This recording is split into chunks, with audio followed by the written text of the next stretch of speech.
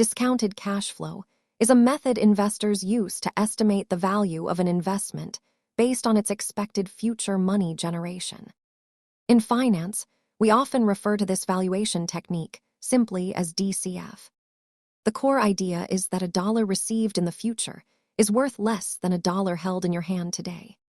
To calculate DCF, you need to forecast future earnings and apply a discount rate to bring those values back to today.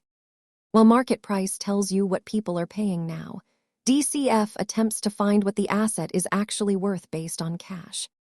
This chart shows how future cash flows are discounted, meaning their present value shrinks the further out they occur in time.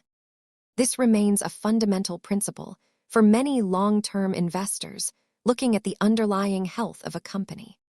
DCF is just one tool in the toolbox. Subscribe for more basics on how financial markets work.